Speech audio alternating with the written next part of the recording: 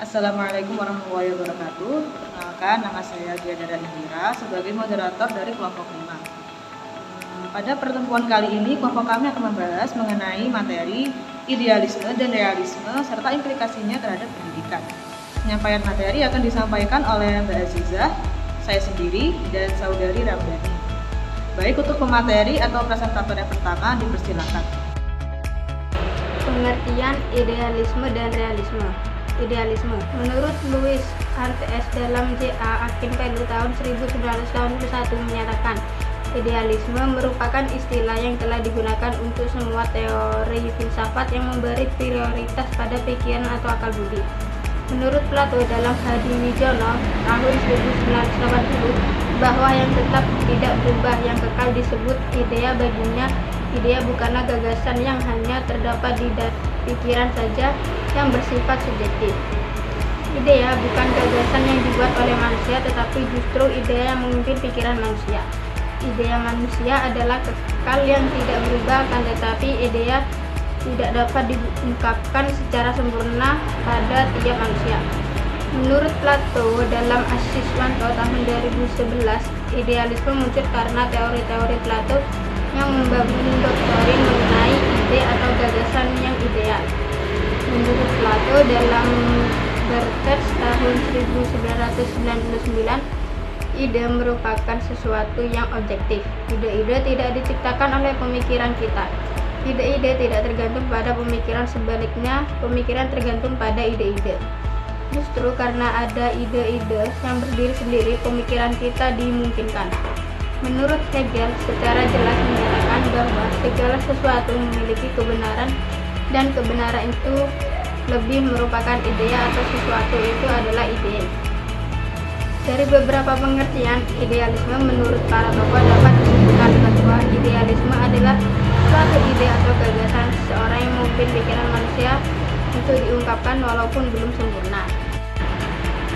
Realisme. Menurut Mufmidei tahun 2011, realisme merupakan ajaran filsafat yang menganggap bahwa suatu kebenaran merupakan gambaran nyata atau salinan sebenarnya dari dunia realitas dari sebuah gagasan yang ada di pikiran seseorang.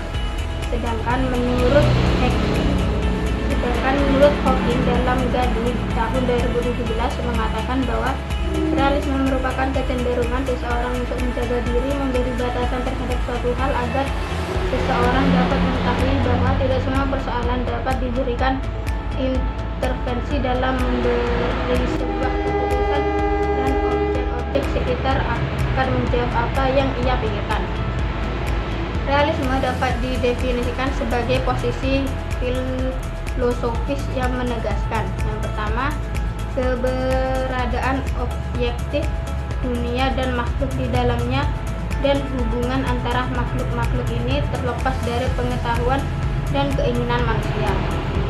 Kedua, kemampuan mengetahui benda-benda sebagaimana adanya.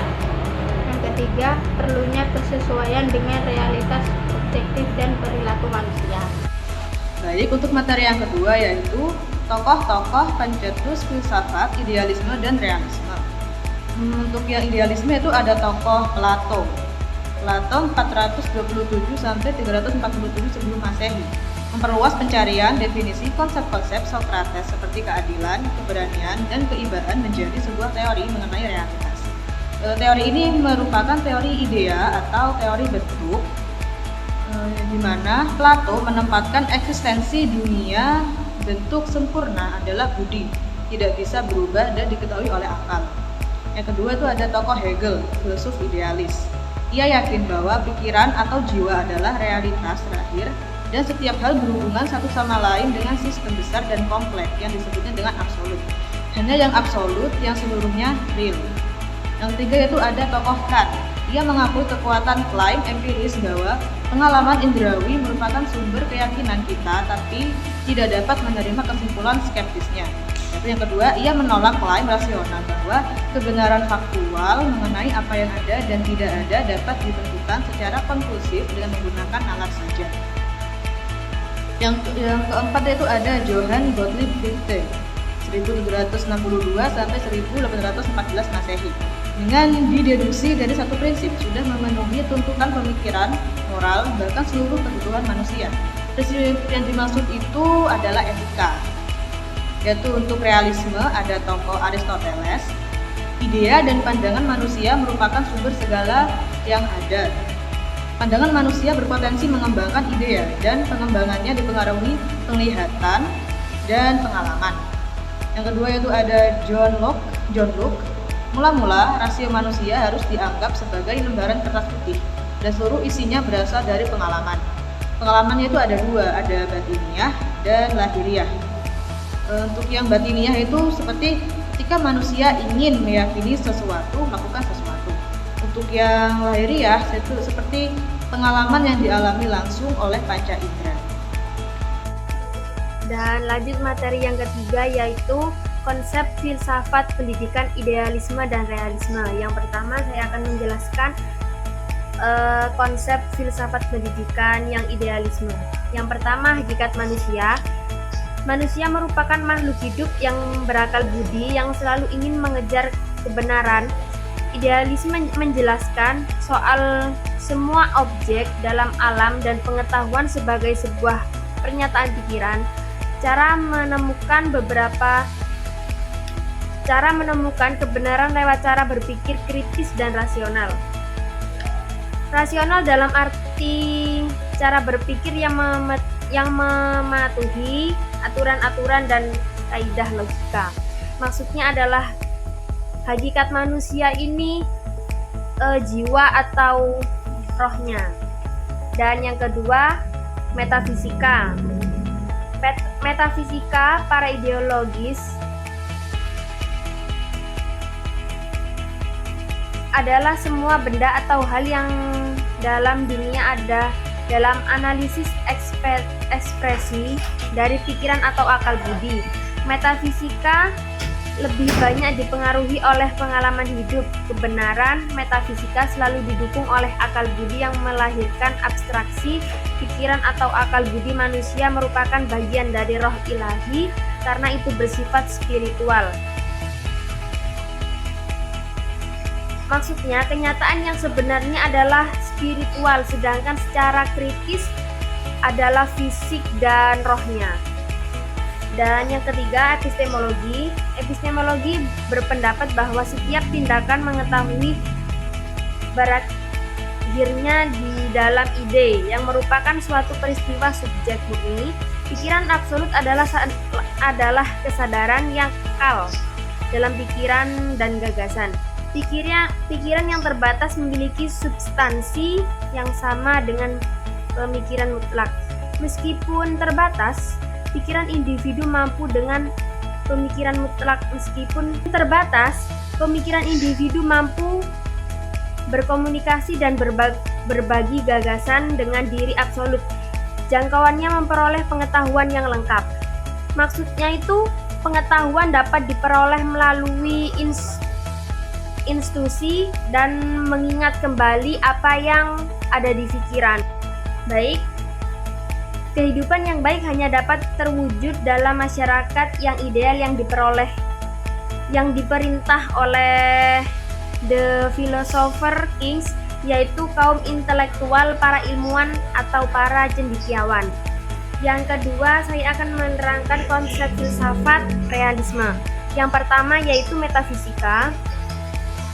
Berdasarkan asal-usul prinsip Aristoteles, filosofi realis menekankan kepercayaan pada realitas dunia material yang nyata dan ada, yang independen dan terlepas dari pikiran para pengamat. Pemahaman tentang apa yang benar nyata didasarkan pada realita dari benda-benda itu. Semua benda itu terdiri dari beberapa materi yang merupakan dasar dari semua eksistensi. Maksudnya, semua penampakan yang kita lihat melalui indera itu bisa disebut metafisika. Ya, dan yang kedua, realis epistemologi. Realis epistemologi didasarkan pada asumsi bahwa ada tatanan realitas objektif yang terdiri dari benda-benda yang independen terhadap pengetahuan manusia tentangnya. Benda-benda tersebut termasuk benda independen dan didahului oleh pengetahuan atau pengalaman manusia. Maksudnya, pengetahuan seseorang diperoleh melalui sensasi atau objektivitas.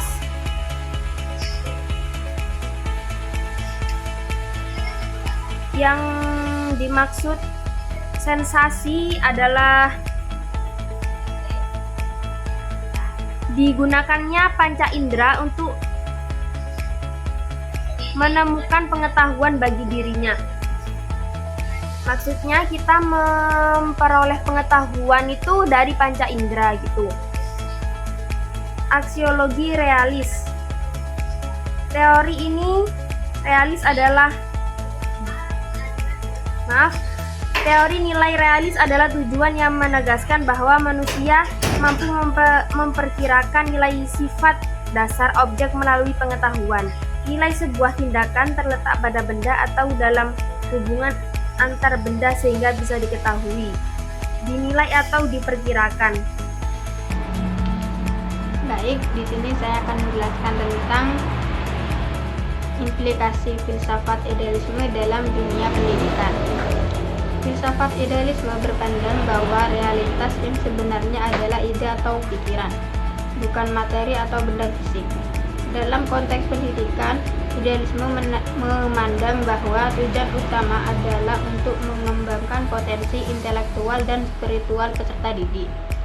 Beberapa implikasi filsafat idealisme dalam dunia pendidikan antara lain yaitu yang pertama, kurikulum yang berfokus pada pengembangan kemampuan berpikir kritis, kreativitas, dan pemahaman konseptual, bukan hanya penguasaan fakta dan keterampilan praktis.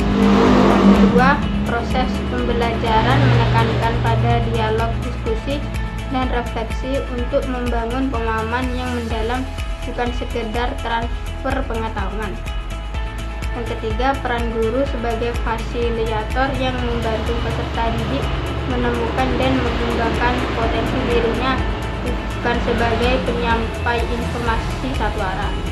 Yang keempat, penilaian yang lebih menekankan pada kemampuan peserta didik dalam memahami konsep, menganalisis, dan memecahkan masalah, bukan hanya pada hasil akhir.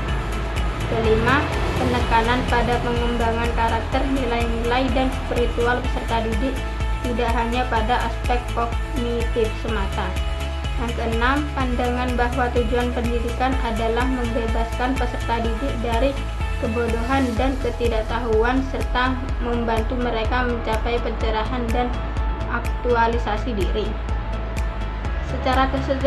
Secara keseluruhan, filsafat idealisme mendorong pendidikan yang berpusat pada peserta didik, menekankan pada pengembangan kemampuan berpikir kritis dan kreatif serta pembentukan karakter dan spiritualitas yang luhur. Selanjutnya yaitu implikasi filsafat realisme dalam dunia pendidikan. Implikasi filsafat realisme terhadap pendidikan akan dikaji berdasarkan komponen tujuan, isi, metode, atau kurikulum, peran pendidik dan peserta didik. Yang pertama, tujuan pendidikan, agar peserta didik mampu menyesuaikan diri. Dan yang kedua, isi pendidikan atau kurikulum pendidikan. Kurikulum pendidikan bersifat komprehensif atau mencakup semuanya seperti mempelajari ilmu tentang alam dan sosial. Yang ketiga, metode pendidikan. Metode pengajarannya bersifat logis, bertahap, dan berurutan. Maksudnya tidak secara acak, tapi secara berurutan, bertahap, seperti itu. Dan yang keempat, peran pendidik dan peserta didik. Pendidik dan peserta didik. Pendidik berperan dalam menguasai pengetahuan dan keterampilan terkait teknik pendidikan. Jadi, peserta didik nyaman akan pengetahuan yang diberikan oleh pendidik, dan pendidik paham akan situasi atau kondisi yang dialami peserta didik. Untuk sesi selanjutnya itu sesi tanya jawab. Kami membuka satu sesi dengan 2-3 pertanyaan. Silakan bagi teman-teman yang mau bertanya. Demikian presentasi dari kelompok 5. Saya selaku moderator izin undur diri. Mohon maaf atas segala kekurangannya. Sekian, terima kasih. Wassalamualaikum warahmatullahi wabarakatuh.